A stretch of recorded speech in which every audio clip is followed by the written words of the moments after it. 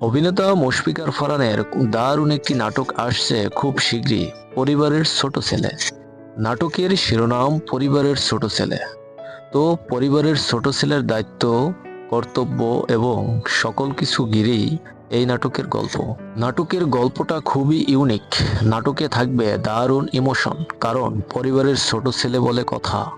এই প্রথমবারের মতো মুশফিকার ফারহান জুটি বাঁধলেন অভিনেত্রী হিমির সঙ্গে। তো অভিনেত্রী হিমি এবং মুশফিকার ফারহান, তাছাড়া এই নাটক পরিচালকও নতুন এক অভিজ্ঞতা। সবকিছু মিলেই আন্দাজ করা যাচ্ছে এই নাটকটি খুবই সুন্দর হতে যাচ্ছে। তো নাটকের একটি ছবি ইতোমধ্যে সোশ্যাল মিডিয়ায় আসছে, সেখানে দেখা যাচ্ছে হিমি ল্যাপটপ টিপতেছে এবং মুশফিকার ফারহান পাশে বসে আছে। সম্ভবত এটা তাদের বাসর ঘর। তার মানে বোঝাই যাচ্ছে নাটকে রয়েছে খুব সুন্দর সুন্দর সিকোয়েন্স।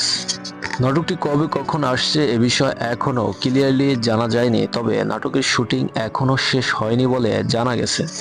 নাটক প্রযোজক খুবই এক্সাইটেড এই নাটকটি নিয়ে, যেমন গল্প, নায়ক, নায়িকা সবকিছু মিলিয়ে খুবই এক্সাইটেড প্রযোজক।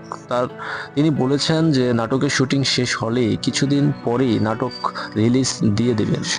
পরিবারের ছোট ছেলে এই নাটকটি কবে কখন আসছে তা আমাদের চ্যানেলের কমিউনিটি পোস্টে জানিয়ে দেওয়া হবে। আমাদের চ্যানেলটি সাবস্ক্রাইব করে সঙ্গে থাকুন।